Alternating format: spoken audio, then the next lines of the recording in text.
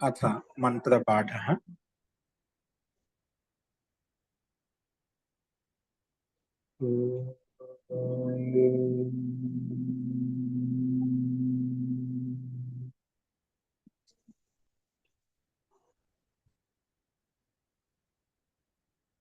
सहनाववतु सहनौ भुनक्तु सह वीर्यं करवावहै तेजस्विनावधीतमस्तु मा विद्विषावहै।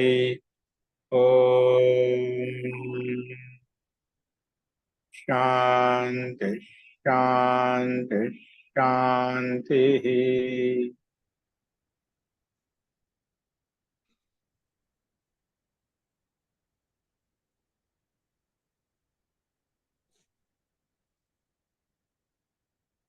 सर्वेभ्यो नमः। अंदरिकी नमस्कारम अंडी। మనము అష్టాధ్యాయ క్రమంలో 5వ అధ్యాయంలో 3వ పాదం మనం నిన్న చెప్పుకున్నాము. ఈరోజు 4వ పాదం చూడండి. 4వ పాదం ప్రారంభించుకుందాం. చూడండి, చతుర్థః పాదః. ఈ 4వ పాదంలో మొట్టమొదటి సూత్రం వచ్చేసి పాదశతస్య సంఖ్యాదేర్ వీప్సాయం వన్ లోపశ్చ. సంఖ్యాదేర్ వీప్సాయం వన్ లోపశ్చ, ఇది మనకు సూత్రము. పద విభాగం వచ్చేసి పాదశతస్య షష్ఠి విభక్తి ఏకవచనం, సంఖ్యాదేహి షష్ఠి విభక్తి ఏకవచనం.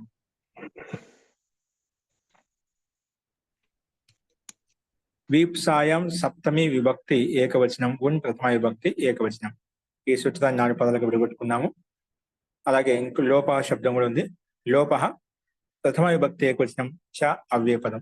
ఈ రకంగా 6 పదాలుగా సూత్ర విభాగం చేయబడింది. సమాసం వచ్చేసి పాదశ్చ శతం చ, రెండింటిని కలిపితే పాదశతం, తస్య పాదశతస్య, ఇది సమాహారం ద్వంద్వ సమాసం. నెక్స్ట్ వచ్చేసి సంఖ్యా ఆదిరి యస్య స సంఖ్యాది. సంఖ్యా శబ్దం ఆదిలో ఉంది ఏ శబ్దానికైతే సంఖ్యాది అంటాం. సంఖ్యా ఆది యస్య స సంఖ్యాది, తస్మాత్ సంఖ్యాదేహి. ఇది బహువ్రీహి సమాసం. సంఖ్యాదేహి అనేది బహువ్రీహి సమాసం. అస్తు.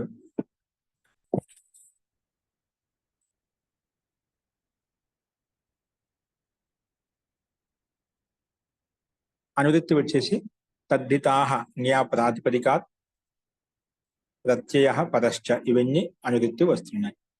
అర్థః పాదశతాంతస్య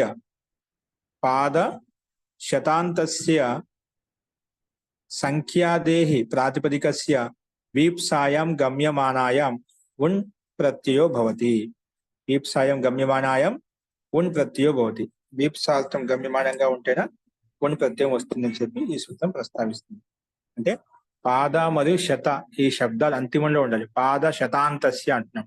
పాద శబ్దం కానీ శత శబ్దం అంతిమంలో ఉన్నటువంటి మరియు సంఖ్యాది ప్రాతిపదికల చేత, పాద శబ్దం కానీ శత శబ్దం అంతిమంలో ఉన్నటువంటి, అలాగే సంఖ్యాది ప్రాతిపదికముల చేత ఏంటి సంఖ్యాది ప్రాతిపదికముల చేత వీప్సా అర్థం గమ్యమానంగా ఉంటేనా, వీప్సా అర్థము గమ్యమానంగా ఉంటేనా అప్పుడు మనకు ఉన్ ప్రత్యయం వస్తుంది. తత్ సన్నియోగేన చ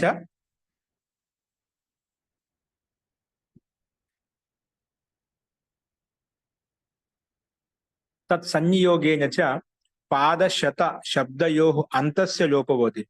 ఇదే ఉన్ ప్రత్యయంతో పాటు పాద और శత శబ్దయో అంతస్య, పాద శబ్దానికి శత శబ్దానికి అంతస్య లోపవతి. అంతిమ అలంత్యస్య నియమ ప్రకారంగా పాద శబ్దంలో శత శబ్దంలో ఉండే అంతిమ అక్షరం లోపిస్తుంది అన్నమాట అని ఈ సూత్రం యొక్క అర్థం చెప్పుకున్నాం. కాబట్టి పాద శత అంతిమంలో ఉన్నటువంటి, సంఖ్య ఆదిలో ఉన్నటువంటి ప్రాతిపదికముల చేత వీప్సార్థం గమ్యమానంగా ఉంటే ఉన్ ప్రత్యయం వస్తుంది. ఆ ప్రత్యయం యొక్క సంయోగంతో పాటు పాద శత ఈ 2 శబ్దాల్లో ఉన్నటువంటి అంతిమ ఆకారం కూడా లోపిస్తుంది అన్నమాట. ఇది ఈ సూత్రం యొక్క అభిప్రాయం. సో అందుకే అలోంత్యస్య అనే శబ్ద నియమానుసారంగా ఇక్కడ పాద శత శబ్దం అంతిమ ఆకారం లోపిస్తుంది అన్నమాట. ఇక్కడ మనకు ఉదాహరణ ఏమిచ్చారంటే ద్వౌ ద్వౌ పాదౌ దదాతి ద్విపదికాం దదాతి, ద్వౌ పాదౌ దదాతి ద్విపదికాం దదాతి. రెండు పాదాలు రెండు పాదాలు ఏవైతే ఉన్నాయో ద్విపదిక అంటామంట.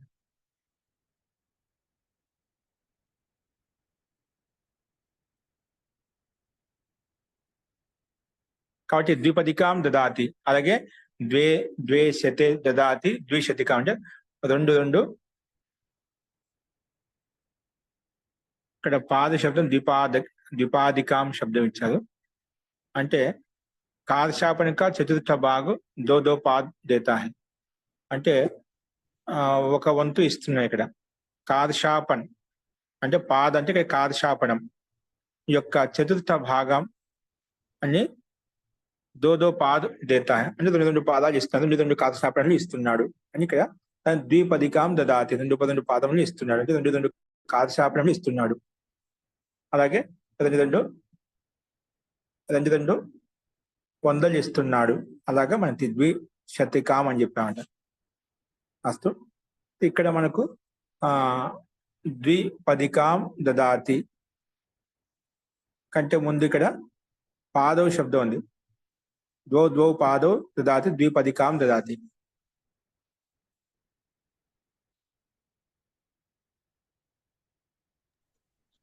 రెండు పావులు ఇచ్చాడు. ఇక్కడ మనకు పాద శబ్దం అంతిమంలో ఉంది కాబట్టి, ఎందుకంటే పాద శతాంత శబ్దస్య అని చెప్పాం.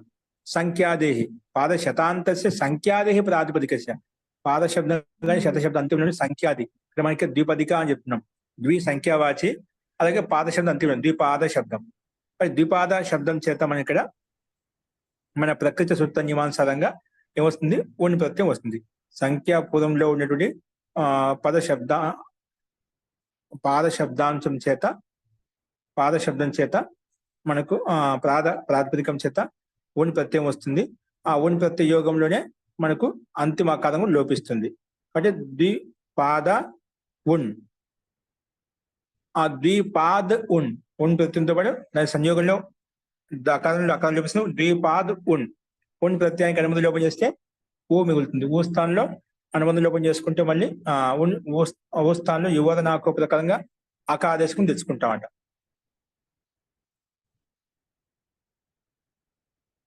అకాదేశం అంటే మనకు అకా ఇలా వస్తుంది. ద్విపాద్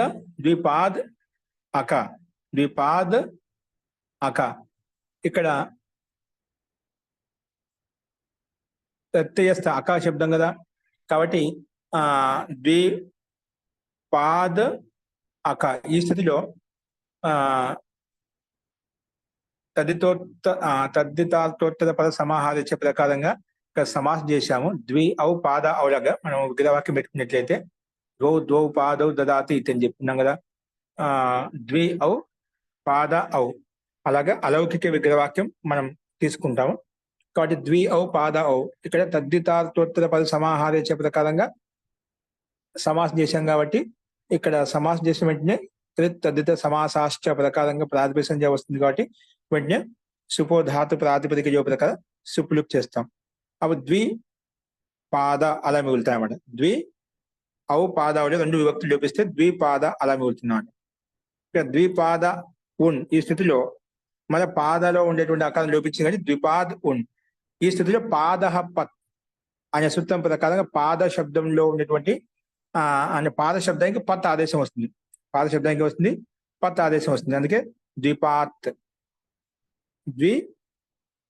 ద్విపత్ వస్తుంది. ద్విపాద్ ద్విపాదికి పత్ వస్తుంది, ద్విపత్ వస్తుంది అన్నమాట. ద్విపత్ ఆ ఉన్ స్థానంలో మనకు అక ఆదేశం వచ్చింది. అందుకే ద్విపత్ అక. ఇప్పుడు ఈ తదితాంతం కాబట్టి వెంటనే మనం టాప్ ప్రత్యయం తెచ్చుకుంటాం. టాప్ ప్రత్యయం తెచ్చుకున్న తర్వాత ద్విపత్ అక ద్విపదక అలా వచ్చిందన్నమాట. ద్విపదక. ఇప్పుడు ఈ కృదంతం చేత మనం స్త్రీలింగంలో టాప్ ప్రత్యయం తీసుకొస్తాం. ఎందుకంటే ద్విపదిక శబ్దం కదా మనకు. స్త్రీలింగంలో టాప్ ప్రత్యయం తీసుకున్నట్లయితే ద్విపదిక ఆ. ఈ స్థితిలో టా ప్రత్యయం అనుమతి ఆ మిగులుతున్నాయి. ఈ స్థితిలో ప్రత్యయస్థాత్ కాత్ ఇదాప్య సుపహ, ప్రత్యయంలో స్థితమైనటువంటి కకారానికి ముందు అకారం అయితే ఉందో దానికి ఇకారం వస్తుంది. టా ప్రత్యయ పరతః, టా ప్రత్యయం పక్కన ఉంది కాబట్టి స్త్రీలింగాన్ని టా ప్రత్యయం తీసుకొచ్చాం కాబట్టి ప్రత్యయంలో స్థితమైనటువంటి కకారానికి ఇప్పుడు ద్విపదక ఉందన్నమాట. ప్రత్యయంలో స్థితమైన కకారము, ఆ కకారానికి ముందు అకారం ఉంది కాబట్టి ఆ అకారానికి ఈకారం వచ్చేసింది ఈ సూత్రం ప్రకారంగా.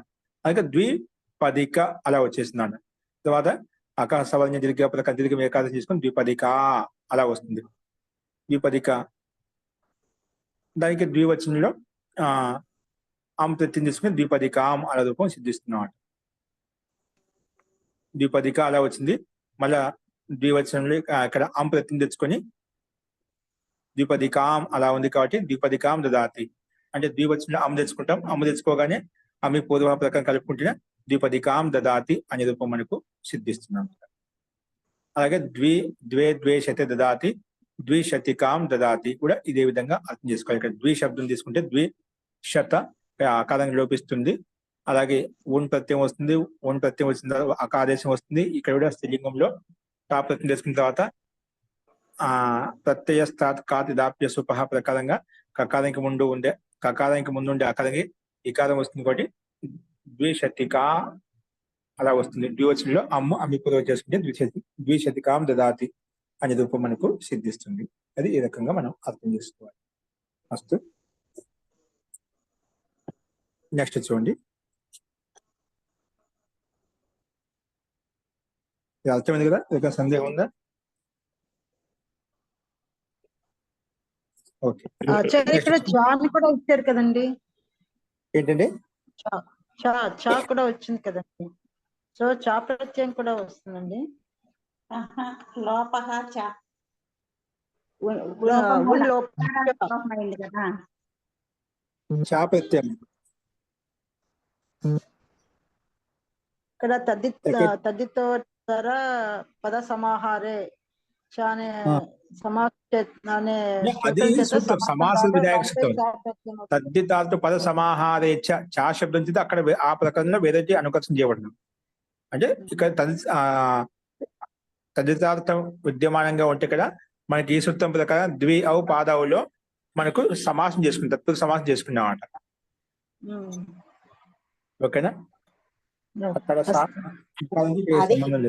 ప్రకృతిలో ఉండే అకారానికి లోపం చెప్తున్నారు చూడండి, అది లోపశ్చ అన్నది.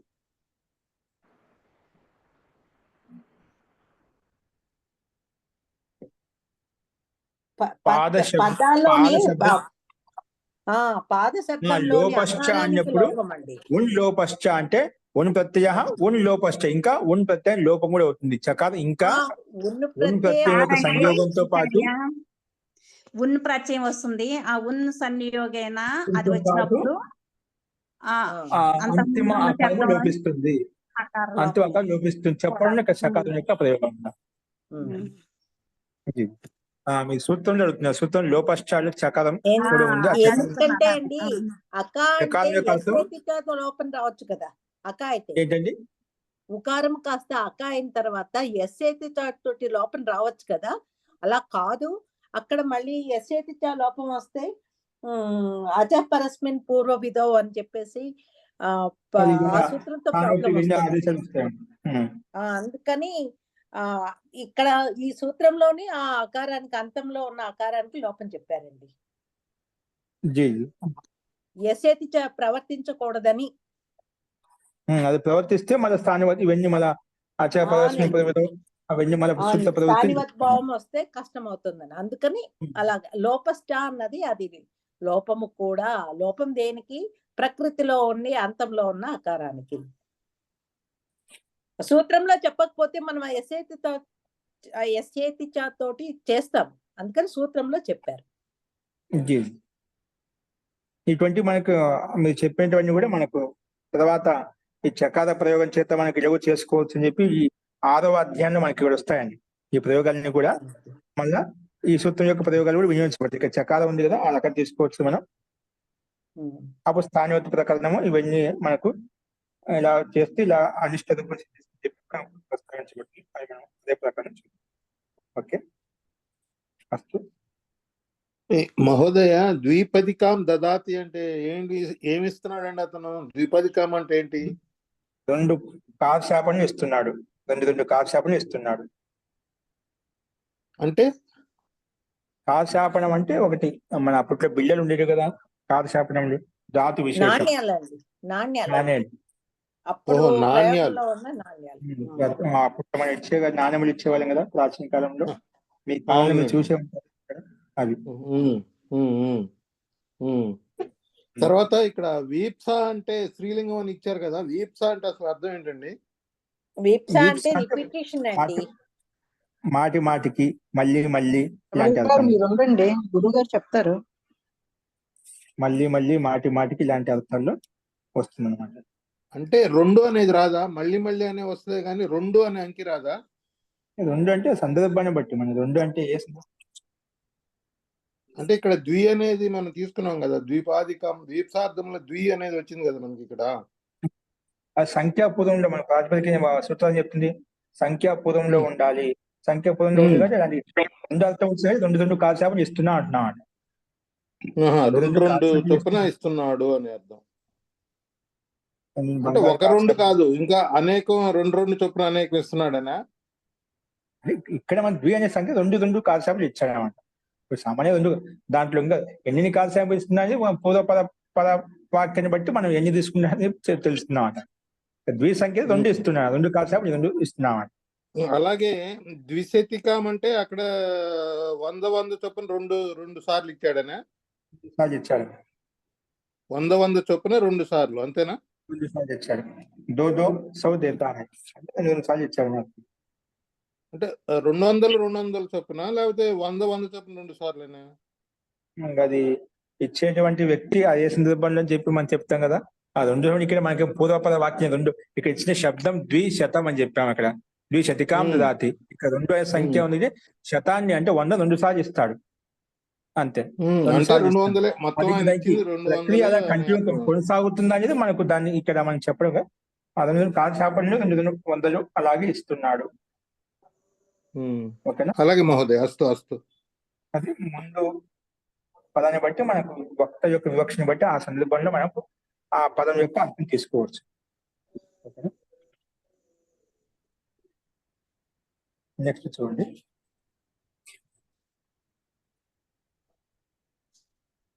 దండ వ్యవసర్గయోశ్చ ఏంటి? దండ వ్యవసర్గయోశ్చ. దండ వ్యవసర్గయో సప్తమి భక్తి ద్వివచనం చ అవ్యయపదం. సమాసం వచ్చేసి దండశ్చ వ్యవసర్గశ్చ దండ వ్యవసర్గౌ తయోః దండ వ్యవసర్గయోః ఇత్యత్ర ఇతరేతరయోగ ద్వంద్వ సమాసం. అస్తు, తయోః దండ వ్యవసర్గయోః. నెక్స్ట్ వచ్చేసి అనువృత్తి చూసినట్లయితే పాదశతస్య సంఖ్యాదేహి ఉన్ లోపశ్చ తద్దితాః న్యా ప్రాతిపదికాత్ ప్రత్యయః పరశ్చ. ఇవన్నీ అనువృత్తి వస్తున్నాయి మనకు.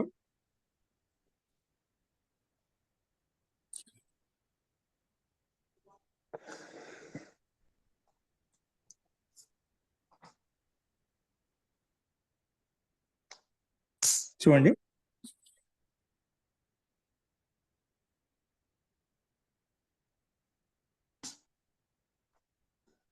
సో ఇవన్నీ మనకు అనువృత్తి వస్తున్నాయి.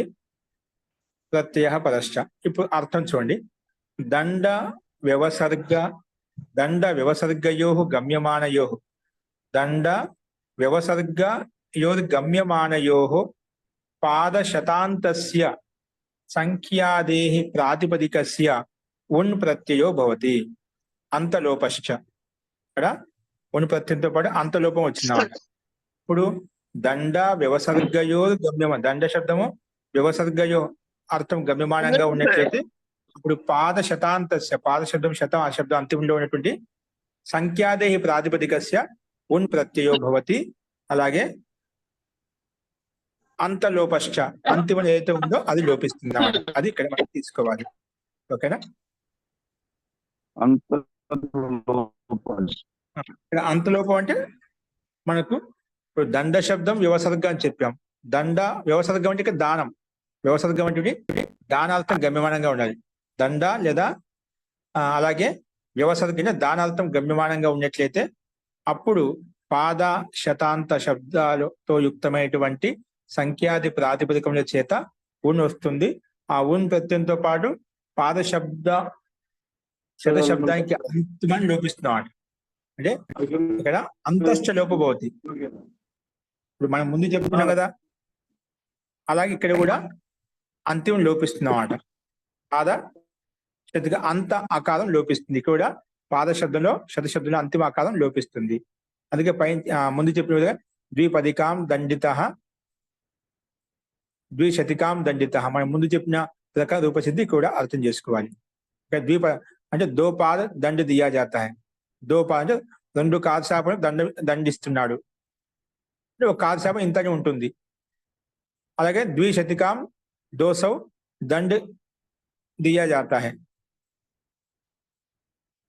ఇలాగా ద్విపదికాం వ్యవసృజతి. వ్యవసృజతి అంటే మనం చెప్పుకున్నాం దానం ఇవ్వడం అట. 2 పాద దాన్ దేతా, 2 కాల్శాపం దానం ఇస్తున్నాడు. ద్విశతికాం 200 దానం ఇస్తున్నాడు అంటే 200 కాల్శాపం 200 కాల్శాపం దానం ఇస్తున్నాడు అని చెప్పుకుంటా కదా. 200 దానం ఇస్తున్నాము చెప్పుకోవచ్చు. ఒకవేళ అది వీప్సార్థం అంటున్నాం కాబట్టి అదే వాక్యాన్ని మనం రిపీట్ చేసాం. వీప్సార్థం రావాలి కదా. 200 చేశాడు, 100 రూపాయలు చేశాం అంటుంటాం అట. అది రిపీట్ చెప్తాం. వీప్సార్థం అంటే మళ్ళీ దానికి రిపీట్ చేసి చెప్పడం అంట, మళ్ళీ చెప్పడం అంట. అది ఇక్కడ అదే రకంగా తీసుకున్నాం మనం. అందుకే ద్విపదికాం వ్యవసృజతి ఇక్కడ దానం చేసే అర్థంలో, అలాగే మనం కాలశాపం ఇచ్చే అర్థంలో మనకు ఉదాహరణలు కనిపిస్తున్నాయి. మనం రూపసిద్ధి ద్విపదికాం అనేది ఇప్పుడు చెప్పిన విధంగానే అర్థం చేసుకోవాలి. ఫస్ట్ కేవలం ఇక్కడ దండ వ్యవసర్గార్థం గమ్యమానంగా ఉంది కాబట్టి ఇక్కడ అర్థం చెప్పబడింది. జీ చెప్పండి. వేప్సాయం గమ్యమానమేమో పై సూత్రంలోనే కదా, ఈ సూత్రంలోనేమో దండ మళ్ళీ వ్యవసర్గ ఇవి గమ్యమానమైనప్పుడు, ఈ అర్థాలు గమ్యమానమైనప్పుడు ఇది. పై సూత్రంలోనేమో వేప్స అక్కడ మనం ఎలాగ చేసాం ఉదాహరణలో, అలాగే ఇక్కడ కూడా అలా అంటున్నాను. ఉదాహరణలో అక్కడ వేప్సార్థంలో మనం చెప్పే విధంగా చెప్పుకున్నా, అలాగే ఇక్కడ కూడా తీసుకోవాలి ఆ విషయాన్ని. అక్కడ వేప్స గమ్యమానం అన్నారు కాబట్టి ద్వౌ అని 2 సార్లు చెప్పారు. ఇక్కడ మనకు ద్విపదికాం అంటే 2 పాదాలు, ఆ 2 కాల్శాపను దండ దియాగయా అంటే అక్కడ దండ రూపంలో శిక్షించే రూపంలో ఇక్కడ అతనికి ఈ రకంగా ఇవ్వమని చెప్పారనమాట. ఓకే, ఇక్కడ మనకు దండం వ్యవసర్గార్థం తీసుకుంటాం. రూపసిద్ధి అలాగా అస్తు. ద్వౌ పాదౌ దండిత ద్విపదికాం, అలాగే ద్విశతికాం. ఈ రకంగా మనం ఉదాహరణలు చూసాము. ఇక్కడ మనకి ఏంటంటే అక్కడ ఉన్న ప్రత్యయం వచ్చిన తర్వాత దకారానికి పక్కన ఉండే అకారము లోపిస్తున్నమాట. తర్వాత పాద పతాదేశము టా ప్రత్యయం రావడము, ద్విత్వం చేసుకోవడము, ఇవన్నీ కూడా ద్విపదికాం ద్వివచనంలో మనం కామన్ గా చూసుకుంటాం.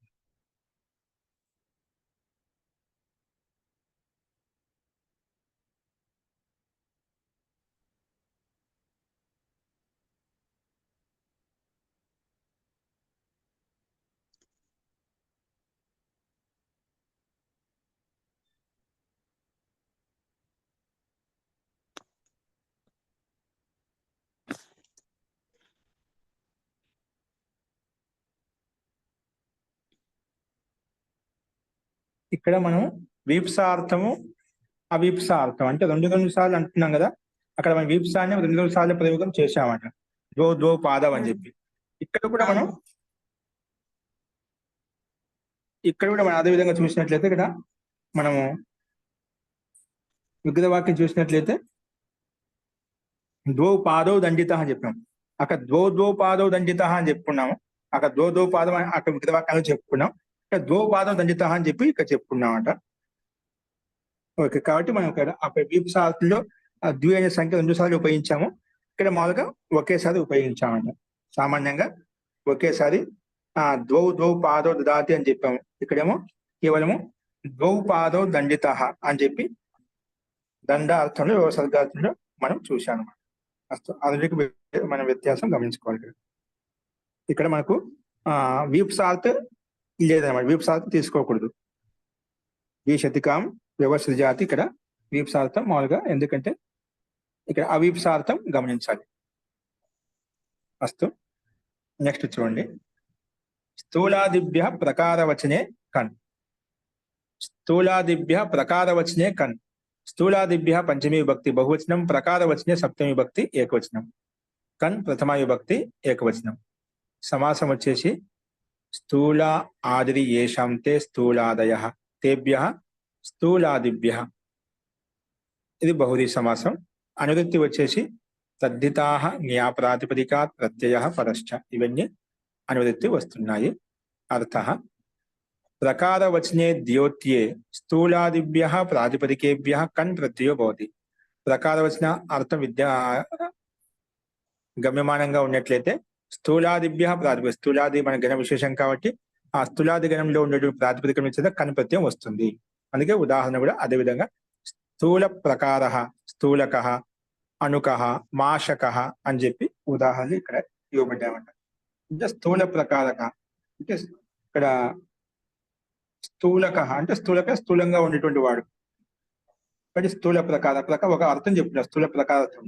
ఓకే, స్థూల ప్రకారత్వం ఇక్కడ మనకు స్థూలంగా ఉండాడు. అది ఒక స్థూలకుడు అంటే స్థూలంగా బలంగా ఉన్నటువంటి వ్యక్తి విశేషం ఒక ప్రకారార్థంలో మనం చూసాం అనమాట. కాబట్టి ఇక్కడ మనకు స్థూల అనే ప్రాతిపదికం చేత ప్రకార వచనార్థంలో కను ప్రత్యయం తెచ్చుకున్నాము. కను ప్రత్యయం తెచ్చుకున్న తర్వాత అనుబంధంలో ఉపయోగిస్తే కా మిగులుతుంది. స్థూల క.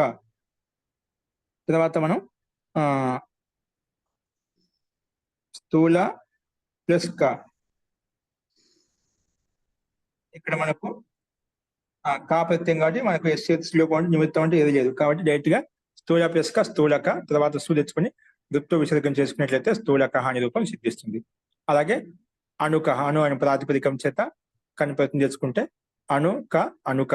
అలాగే మాషా ప్లస్ కహ మాషా ప్లస్ కన్ మాషా ప్లస్ క మాషక అనే రూపం వస్తుందన్నమాట. అణు అంటే ఇక్కడ వ్రీహి విశేష్. ఇక్కడ అణు శబ్దం చేత వ్రీహి అంటే గోధుమ విశేషం అది తీసుకోవాలి.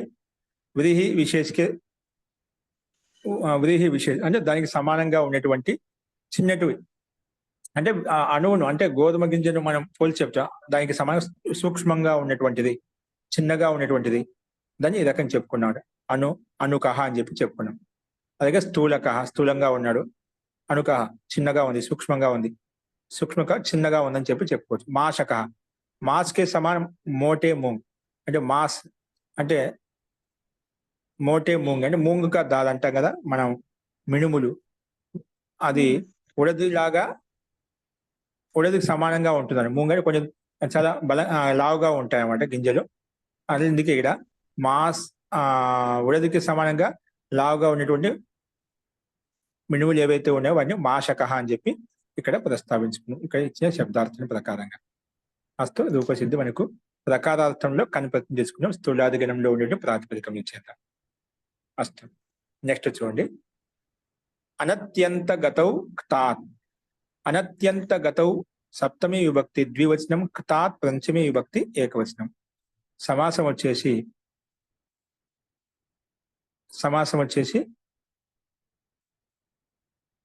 ఇతర నైతత్పుక సమాసం. అత్యంత నా అత్యంత అనత్యంత నా అత్యంత అనత్యంత.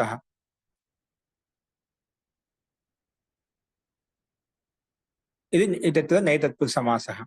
గతౌ శబ్దం అందులో యాడ్ చేయండి.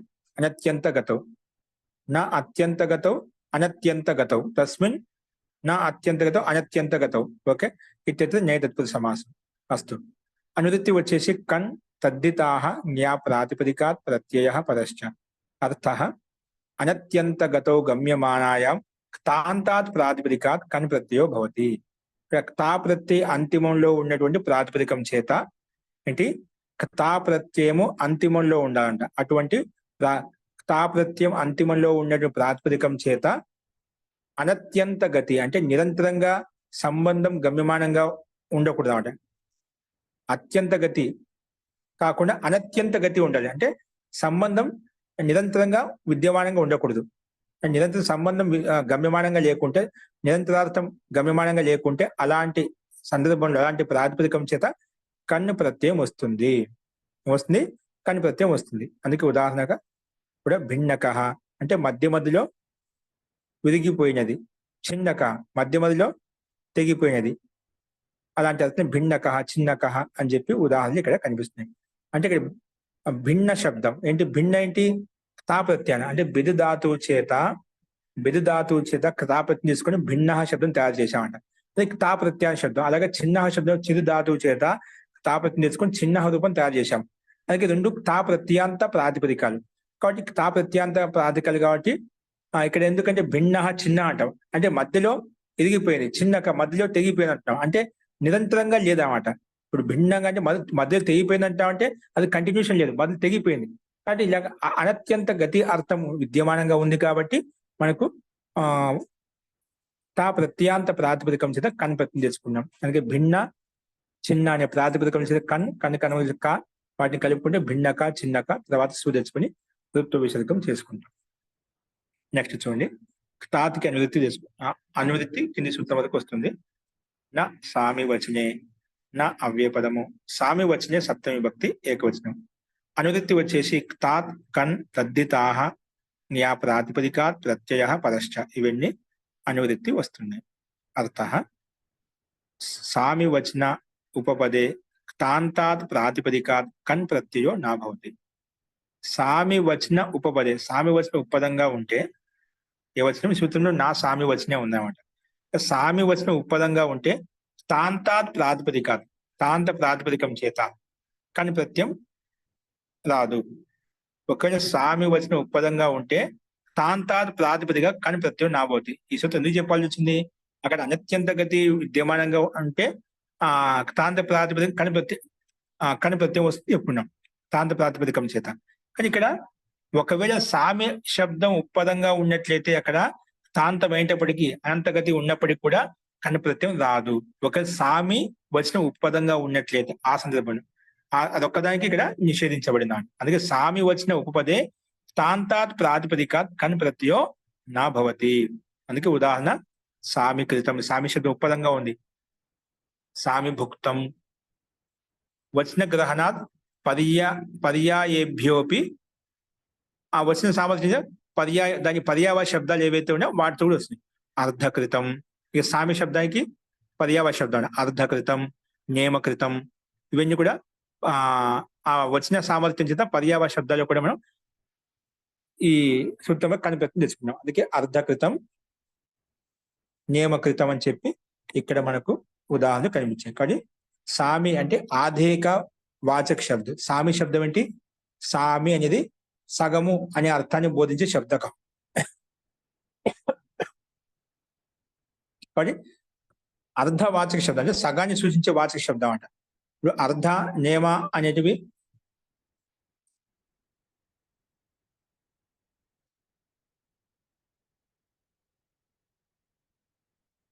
ఈ రెండు శబ్దాలు మనకు స్పష్టంగా అర్థం అనే అర్థాన్ని బోధించే విధంగా కనిపిస్తున్నాయి. కానీ సామి శబ్దం మనకు ఆ పదం అనేది మనకు చూడటానికి సామి అనేది భిన్నార్థంగా ఉంది. కానీ సామి శబ్దం అర్ధవాచక శబ్దం అన్నమాట. సగం అనే అర్థం చెప్పేట వాచక శబ్దం.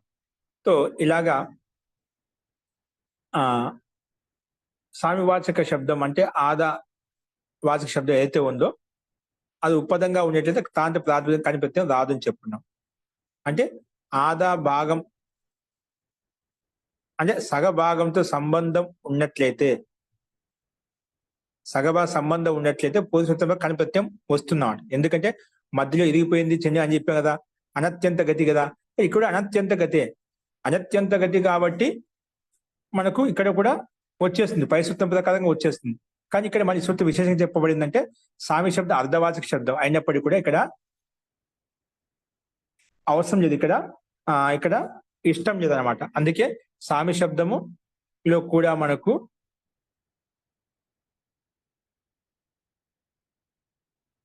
కనిపెత్తము చెప్పడం కొరకు అంటే చెప్పడం కదా, వద్దని చెప్పడం కొరకు, నిషేధించడం కొరకు ఇక్కడ సామి శబ్దం ఉన్నప్పుడు పై సూత్రం ప్రకారం రాకూడదని చెప్పి నిషేధించబడింది అన్నమాట. ఆ సూత్రం ప్రకారం ప్రాప్తం అవుతుంటే వచన గ్రహణం చేత పర్యాయ శబ్దాలు కూడా నిషేధించబడింది అన్నమాట. సామి శబ్దం కాకుండా దానికి పర్యాయ శబ్దాలు ఏవైతే ఉన్నాయో వాటి కని ప్రత్యయం రాదని చెప్పి, అందుకే రానప్పుడు సామాన్యంగా సామికృత శబ్దం చేత మనకు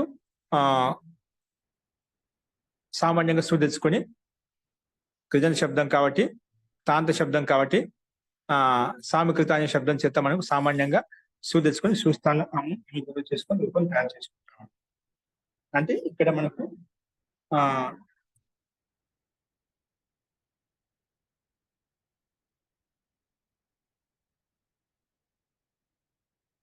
ఈ సామికృత శబ్దం ఇది మనకు తా ప్రత్యాన శబ్దమే. అనత్యంత గతి అర్థంలో విద్యమానంగా ఉంది కాబట్టి మనకు పై సూత్రం ప్రకారం కనిపత్యం తెచ్చుకున్నాం. మామూలుగా కనిపత్యం వస్తుంది. కనిపత్యం వచ్చిన తర్వాత మన ప్రకృతి సూత్రం చేసింది దాన్ని లోపం చేస్తున్నాడు. సామికృత అనే ప్రాతిపదికం చేత మనం కనిపత్యం వస్తుంది. రాగానే ఈ సూత్రం చేసింది అది లోపం చేసిందన్నమాట. సూత్రము నా స్వామి వచ్చినాయి కానీ స్వామి ఉపదంగా ఉంటే తాంత కనిపత్యం నాబోటి అని చెప్పి ప్రాప్తమవుతుంది నిషేధించింది. అందుకే రాలేదు కాబట్టి మనకు కృత శబ్దం అలాగే ఉంది. తర్వాత తెచ్చుకుంటాం. సుస్థానంలో అమ్మ పూర్వ చేసుకున్నట్లయితే సామికృతం, సామి భుక్తం, అలాగే నియమకృతం అనే రూపాలు కూడా మనకు సిద్ధిస్తాయట. అర్ధకృతం, నియమకృతం కూడా ఇదే రకంగా మనం అర్థం చేసుకోవాలి. ఓకే, సో నెక్స్ట్ ముఖ్యంగా నిషేధార్థం విశేషంగా చెప్పబడింది. నెక్స్ట్ చూడండి, బృహత్య ఆచ్ఛాదనే. బృహత్య ఆచ్ఛాదనే, బృహత్యాహ పంచమి విభక్తి ఏకవచనం, ఆచ్ఛాదనే సప్తమి విభక్తి ఏకవచనం. అనువృత్తి వచ్చేసి కన్ తద్దితాహ జ్ఞా ప్రాతిపదికాత్ ప్రత్యయ పరశ్చ. ఇవన్నీ అనువృత్తి వస్తున్నాయి. అర్థ ఆచ్ఛాదనే వర్తమానాత్ బృహతి శబ్దాత్. సూత్రంలో బృహతి శబ్దం ఇచ్చారా, దానికే పంచమి భక్తి ఏకవచనం బృహత్యాహ వచ్చిందన్నమాట. ఆచ్ఛాదనే వర్తమానాత్ బృహతి శబ్దాత్ స్వార్థే కని ప్రత్యయం పోతుంది. స్వార్థంలో కని ప్రత్యయం వస్తుంది. అందుకే బృహతిక అనే రూపం సిద్ధించినట్ల. ఆచ అంటే మూయటం, మూసే అర్థంలో, ఆచ్ఛాదించే అర్థంలో మనకు బృహతి అనే శబ్దం చేతనే కనిప్రత్యం తెచ్చుకుంటాం. ఆ కనిప్రత్యం స్వార్థంలో వస్తున్నాడు. అందుకే బృహతిక అనే రూపం మనకు ఇక్కడ కనిపిస్తుంది.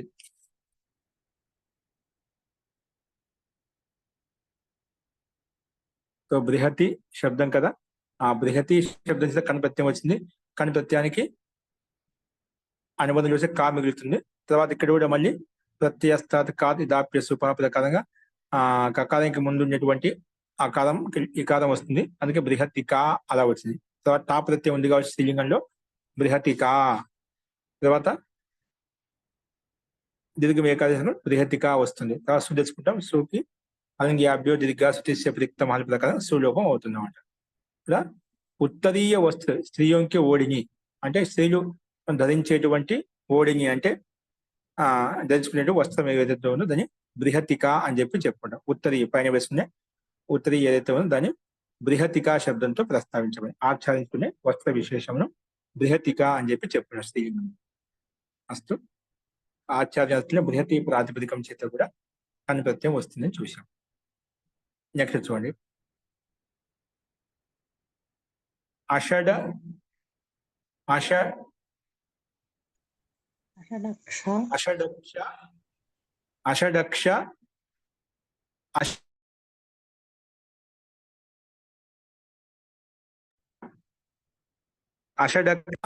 ఆశితుంగ అలంకర్మం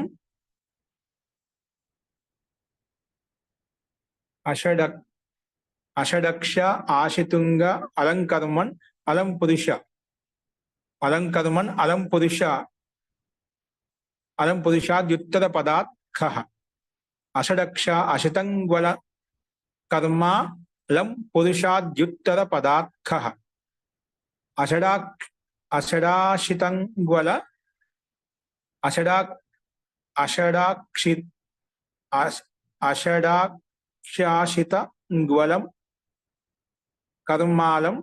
పురుషాద్యుత్తర పదాత్ ఖః. అషడాక్షాషితంగ్వలం కర్మాలం పురుషాద్యుత్తర పదాత్ కహ. అంటే నేను ఇది కంఠస్థం చేసినప్పుడు ఏ రకంగా కంఠస్థం చేసినా ఆ లహేజ అంటే ఆ స్వరూపం రావడం జరిగింది. ఇప్పుడు ఈ రకంగా నేర్చుకున్నాను దీన్ని. అషడాక్షాసితంగ్వలం కర్మాలం పురుషాద్యుత్తర పదాత్ కహ. అస్తు. పదవిభాగం చేసినట్లయితే అషడాక్షాసితంగ్వలం కర్మాలం పురుషాద్యుత్తర పదాత్, ఇదంతా కలిసి ఒక పదం పంచమీ విభక్తిగా తెచ్చుకున్నాము. సహ ప్రథమ విభక్తి ఏకవచనం. అషడక్షాసితంగ్వలం కర్మాలం పురుషాద్యుత్తర పదాత్ ఒక పదం. అస్తు. ఇప్పుడు దీని సమాసాన్ని సమస్త పదాన్ని విగ్రహవాక్య రూపం చూసినట్లయితే అధి ఉత్తర పదం యస్య స అద్యుత్తర పద. అధి శబ్దము ఉత్తర పదంలో ఉంది. యస్య శబ్దస్య, ఏ శబ్దానికైతే స అద్యుత్తర పద అంటారన్నమాట. తస్మాత్ అద్యుత్తర పదాత్, అందులో ఒక పదాన్ని మనం అంతిమంలో ఉండే పదాన్ని విగ్రహవాక్య రూపాలు చూసాం. ఇప్పుడు మొత్తం చెప్పుకున్నాం. అషడక్షాషిత, అషడక్షశ్చ, ఆశితంగుశ్చ, అలంకర్మశ్చ, అలం పురుషశ్చ ఇది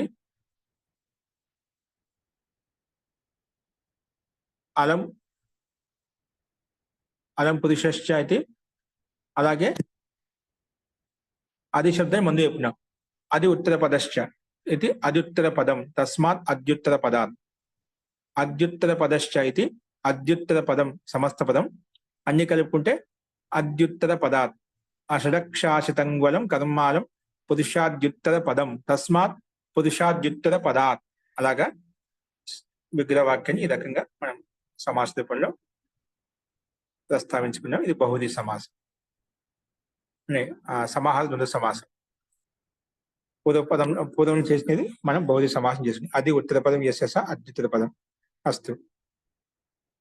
అనువృత్తి వచ్చేసి తద్ధితాః జ్ఞా ప్రాతిపదికాత్ ప్రత్యయ పదశ్చ. అస్తు. అర్థం గమనించండి. సూత్రంలో పదం ఇక్కడ విడదీశారు చూడండి. అషడక్ష అషితంగు విడదీసుకున్నట్లయితే మూల శబ్దం ఇదే అన్నమాట. సూత్రంలో సంధి వలన అలాగా మనకు కలిసిపోయి ఉన్నాయి. అక్కడ సమస్త పదం చెప్పబడింది. అషడక్ష ఆశితంగు అలంకర్మన్ అలం పురుష ఇత్యేతేభ్య ప్రాతిపదికేభ్య, ఈ 4 ప్రాతిపదికముల చేత అద్యుత్తర పదాచ, ఈ 4 ప్రాతిపదికలు ఉండాలి. అలాగే ఏముండాలి?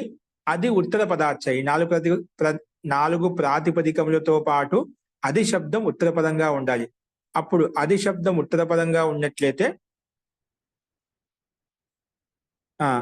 అంటే ఇక్కడ మనకు అషడక్ష అషితంగు అలంకర్మన్ అలం పురుష శబ్దాలతోటి, అలాగే అది శబ్దం ఉత్తర పదంలో ఉన్న ప్రాతిపదికం చోటి, అంటే 2 కండిషన్లు ఉన్నాయి.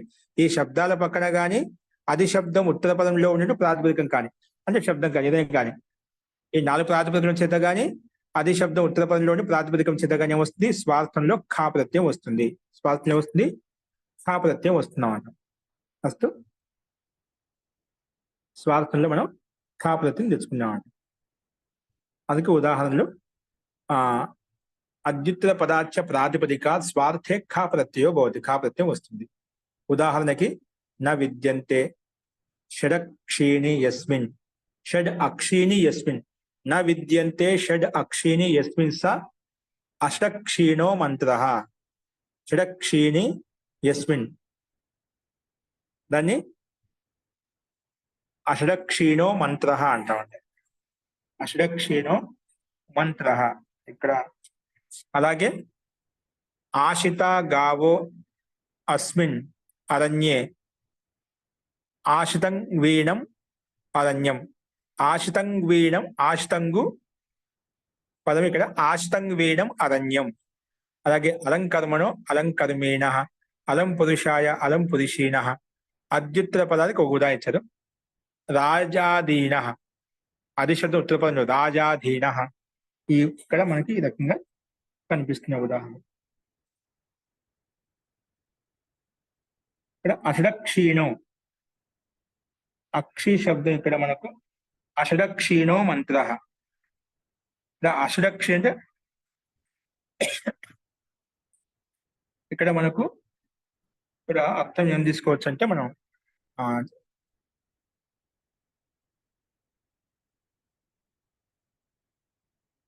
ఆచార్య ఇక్కడ 6 కండ్లు లేనివాడు అని ఇచ్చారండి.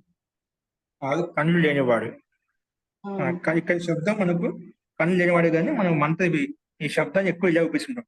అంటే ఆ మంత్రణ విషయం అంటే మనం చెప్పింది విషయం అంటే ఇప్పుడు ఎదుటి వారికి చెవిన పడకూడదు అంటుంటాం కదా, అలాగే ఆ చెవుల మీద పడనిటువంటి వాడు అంటే ఇప్పుడు 6 అంటే 2-3 తెలియనివంటి వాడు, అంటే రహస్యాత్మకంగా ఉంచిన వాడు అనమాట. అంటే ఆ 6 చెవిన పడేటటువంటి రహస్యం అన్నమాట, తెలియనటువంటి రహస్యం. ఆ రహస్యాన్ని అక్షి శబ్దాన్ని మనకు శ్రవణేంద్రియం తీసుకోవచ్చు. అంటే పరస్పరం ఏదైనా మాట్లాడుకున్నప్పుడు అది ఇద్దరు తక్కువ ఈ విషయం వెళ్ళకూడదు, నీ చెవులు ఉండాలి, 4 కళ్ళకు తెలియబడకూడదు, 4 చెవులకు వినబడకూడదు అంటాం కదా. అంటే ఎవరు చూడకూడదు అలాంటి అర్థంలో, ఎవరు చూడకూడదు అనే అర్థంలో ఇక్కడ నా విద్యంటే షడక్షిని యస్మిన్ స అషడక్షిణో అలాంటి మంత్రము ఎవరు చూడలేదు, ఎవరు వినలేదు అని అటువంటి మంత్రాన్ని అషడక్షీణో మంత్ర, చూడటువంటి మంత్రాన్ని ఇక్కడ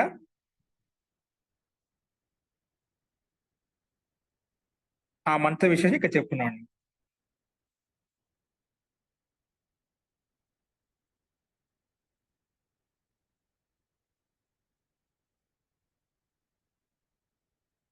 అస్తు ఇక్కడ మనకు అర్థము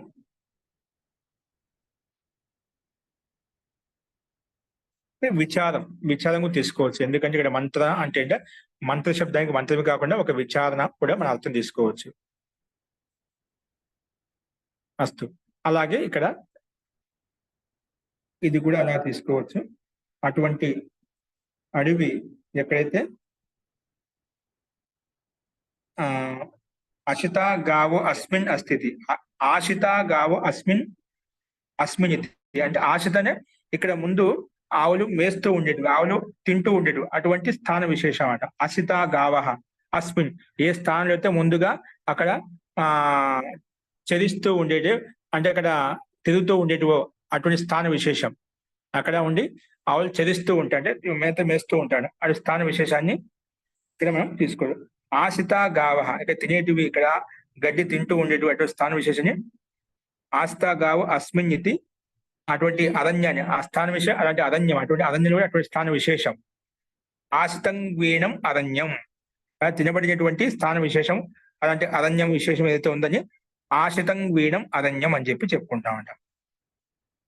అస్తు ఇక్కడ అన్నిట్లలో కూడా మనకు ఆశిత ముందుగా మనం అషడక్షి తీసుకున్నట్లయితే అక్కడ మనకు అషడక్షిణ శబ్దం మనకు మనం తయారు చేసే శబ్దం అషడక్షీణ. నా విద్యని అషడక్షీణ శబ్దం. ఇక్కడ మనకు ఉత్తరపదంగా ఉంటే ఖా ప్రత్యయం వస్తుంది, ఖా ప్రత్యయం ఈయన ఆదేశం. ఇప్పుడు అషడక్ష శబ్దం అంట. ఏంటి? అషడక్ష ప్రాతిపదికం చేత ఖా ప్రత్యయం తెచ్చుకుంటాము. ఖా ప్రత్యయం తెచ్చుకున్న తర్వాత మనకు ప్రత్యయ సూత్రం ప్రకారంగా ఖా ప్రత్యయం వచ్చింది కాబట్టి ఆ ఖా స్థానంలో ఈయన ఆదేశం వస్తుంది, ఖా స్థానంలో ఈన్ ఆదేశం వస్తుంది కాబట్టి అషడక్ష ఇన్. తర్వాత ఎస్సీది లోపం చేసుకుంటాము, అప్పుడు ఎస్సీది లోపం అషడక్ష ఇన్ కలిపితే అషడక్షీన్ అలా వస్తుందన్నమాట. అషడక్షీన్. ఇక్కడ మనకు క్షాలో సకారం యొక్క నిమిత్తం ఉంది కాబట్టి ఇక్కడ నత్వం కూడా వస్తుందన్నమాట. ఏమొస్తుంది? రసాభ్యాం నూనె సమాన పదే ప్రకారంగా నత్వం కూడా సమాన పదం కాబట్టి నకాల నత్వం కూడా వస్తుంది, అది అషడక్షీణ అలా వస్తుంది. తర్వాత సు తెచ్చుకుని ఋతు విశేషకం చేసుకుంటామంట. నా విద్యంతే ఇక్కడ మనకి కదా, నా విద్యం షడ్ అక్షిని యస్మిన్.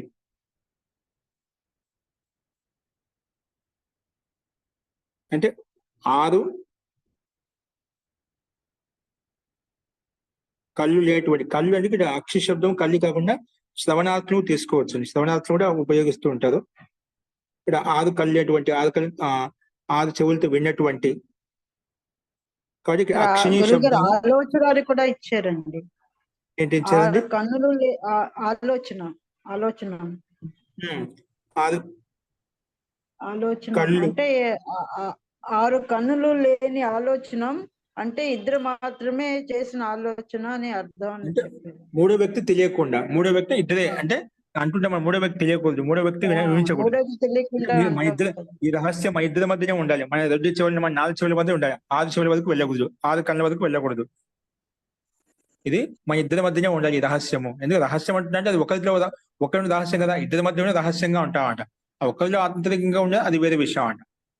దాస్తున్నాం అంటే అది మన 2 చెవుల మధ్యనే ఉండాలి.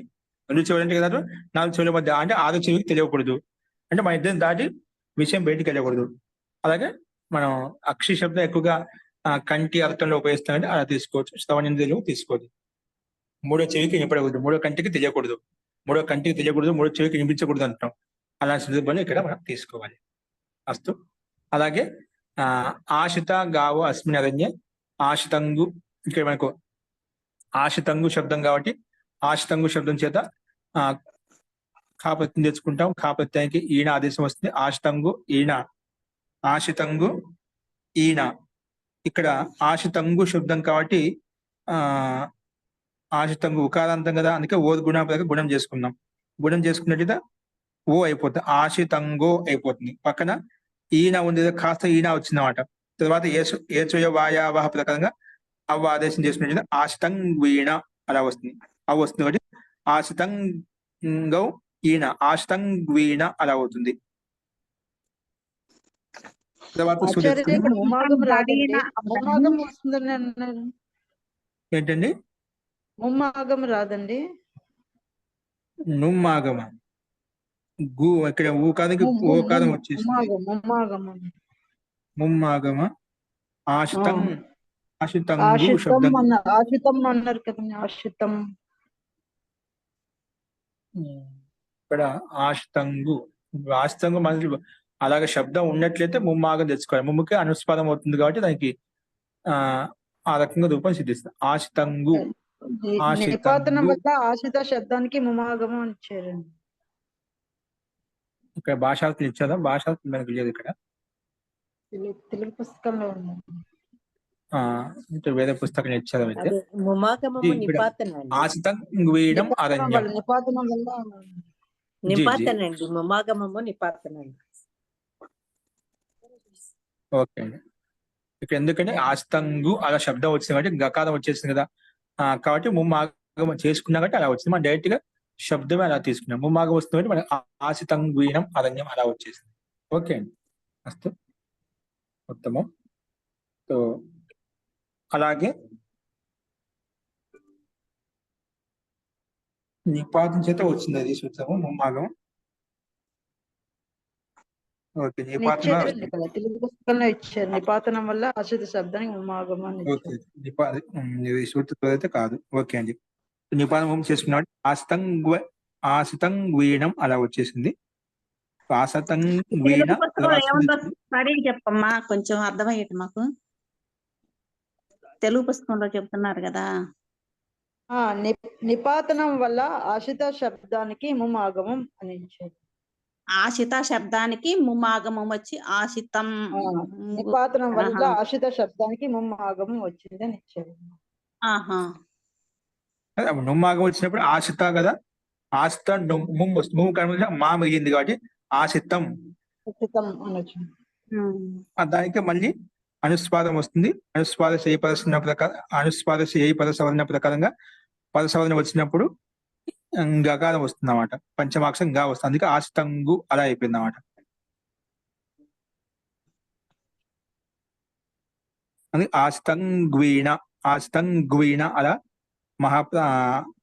అనుస్వాదంతో అనుస్వాదంతో యుక్తమైనటువంటి శబ్దం మనకు కనిపిస్తుంది అన్నమాట.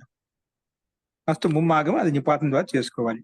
అందుకే మనకు ఆశితంగీణ వచ్చేసింది అన్నమాట. ఇక్కడ అస్ధాతు చేత తాపత్యం తెచ్చుకున్నప్పుడు ఆశిత శబ్దం తయారవుతుంది అన్నమాట.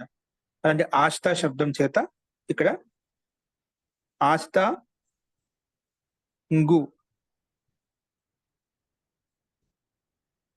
ఇక్కడ ఆశిత గు ఈ సందర్భంలో నిపాతం ద్వారా మనం ముమ్ చేసుకున్న ఆశితంగు అయిపోతుంది అన్నమాట. కదా డైరెక్ట్ గా ముమ్ తెచ్చుకునేటువంటి శబ్దాన్ని తీసుకున్నట్లయితే ఆశితంగు శబ్దం వస్తుంది. అప్పుడు మనం డైరెక్ట్ గా గుణం చేసుకుని ఆశితంగో అవాదేశం చేసుకుని ఆశితంగౌ ఈయన ఆశితంగీణ అలా మనం తయారు చేసుకోవచ్చు. ఓకే, ఆశిత ప్లస్ గు పక్కన ఉన్నప్పుడు ముమ్మాగం తెచ్చుకోవాలి. అప్పుడు పదసవర్ణం చేసుకునేది ఆస్తంగు అలా రూపం మనకు కనిపిస్తుంది. ఆ రకంగా సిద్ధిస్తుంది అన్నమాట. ఓకే అండి. ఆచార్య అలాగే కా మనకు ప్రత్యయం వల్ల ఈయన వస్తుంది కదండి, అది కూడా వస్తుంది కదా. ఏంటండి ఖా ప్రత్యయం కదండి, ఖా ప్రత్యయం కదండి, ఈయన ఖా కూడా ప్రత్యయం వస్తుంది కదా.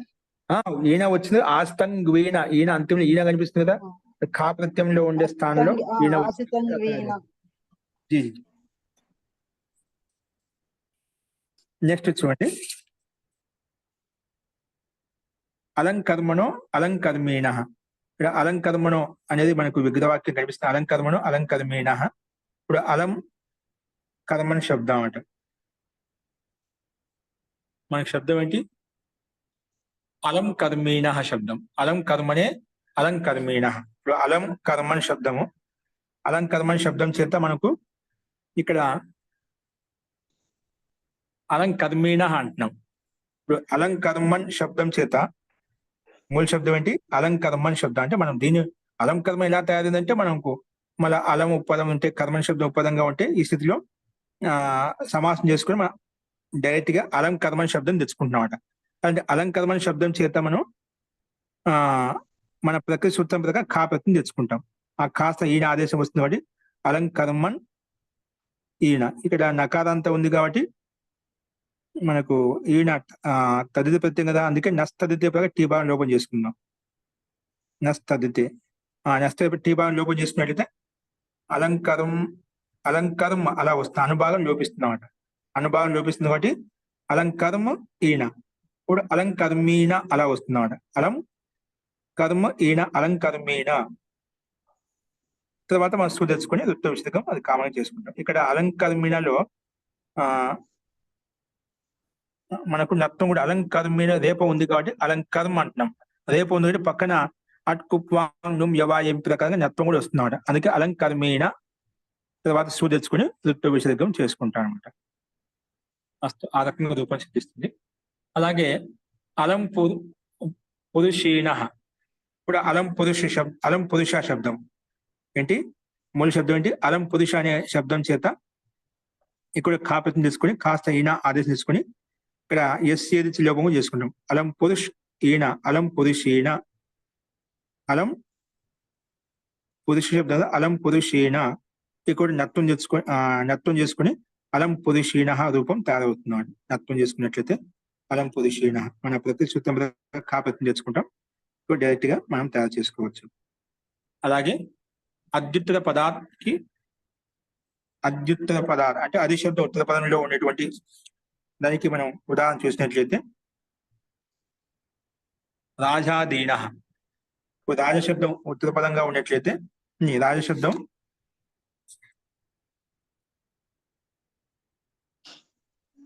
ఇప్పుడు అది శబ్దం ఉత్తర పదంగా ఉండాలి కాబట్టి మనకు రాజా అది రాజా అది కాబట్టి మనకు రాజా అది శబ్దం తీసుకొని రాజాది శబ్దం తీసుకుంటాం డైరెక్ట్ గా. రాజా శబ్దం చేత అది అక్కడ మనకు శబ్దం తయారు చేసుకొని తీసుకుంటాం. రాజాది శబ్దం అంటే అది శబ్దం ఉత్తర పదంలో ఉండే శబ్దం చెప్పాం కదా, అదిత్తర పదార్థ ప్రాతిపదికాత అని చెప్పాం.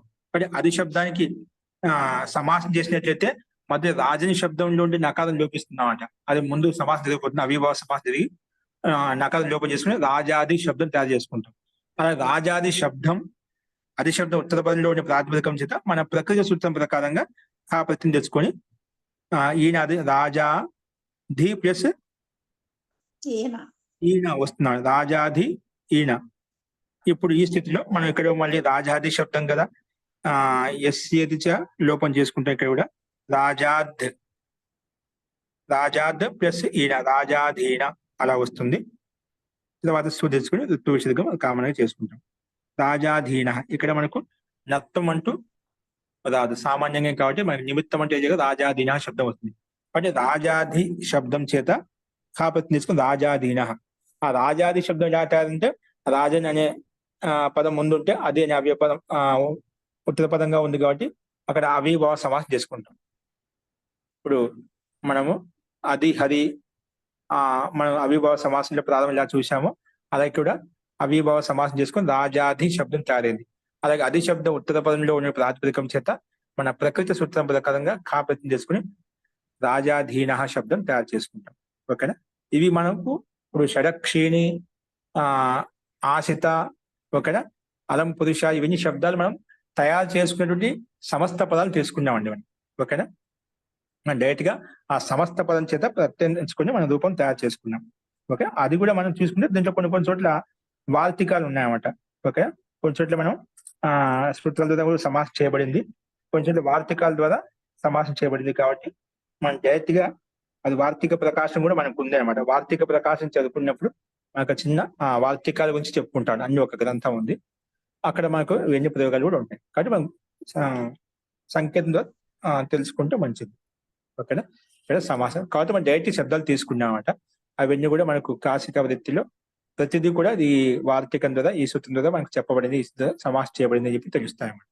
అస్తు అది ఇక్కడ మీకు డైరెక్ట్ గా సమస్త పదం తీసుకుని ప్రత్యయం తీసుకొచ్చి రూపం తయారు చేసినాను. అసలు ఈ రకంగా మనకు అలం పురుషీణ, రాజాధీన, ఆశితం గ్వీణం అరణ్యం, ఇలాగా అష్టక్షీణ అనే రూపాలు మనకు రూపాలు సిద్ధింపజేసుకుంటాం. అస్తు ఈ రకంగా ఈ సూత్రం యొక్క అర్థం మనం చూసాము. ఇందులో ఎవరికైనా ఏమైనా చెప్పేది ఉంటే చెప్పండి. మహోదయ, ఇక్కడ అలం కర్మీణ అంటే అర్థం ఏంటండి? అలం అంటే చాలు అని కదండి? అలం కర్మీణ చాలు అంటే కర్మీణ, అలం కర్మీణ అంటే అలం అనే శబ్దము చాలు అనే అర్థం వస్తుంది, అలం శబ్దం ఆ సమర్థవంతుడైన అర్థం వస్తుంది, పర్యాప్తము, సమర్థము. ఇక్కడ ఏ అర్థం తీసుకోవాలి? ఇక్కడ పని చేసిన చాలు, పని చేసిన చాలు, ఈ పని చేయడం సమర్థవంతుడు, అలాగా మనం ఏం తీసుకోవచ్చు, రెండులో ఏదైనా తీసుకోవచ్చు. సరే తెలుగు పుస్తకంలో కార్యానికి సరిపోయిన వాడు అని సమర్థుడు, సమర్థార్థం వచ్చింది, సమర్థుడు తీసుకున్నారు.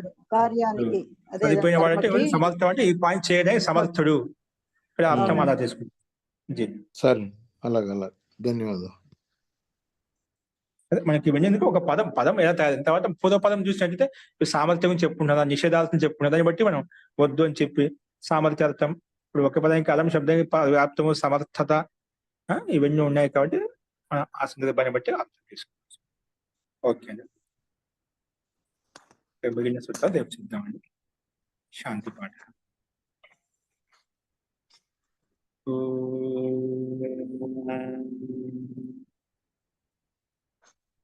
సర్వే భవంతు సుఖినః,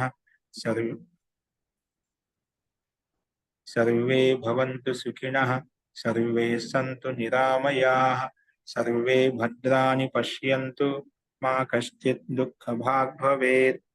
ఓం శాంతి శాంతి శాంతి. సర్వేభ్యో నమః. అందరికీ నమస్కారం అండి. నమస్తే ఆచార్య. నమస్తే. నమస్తే.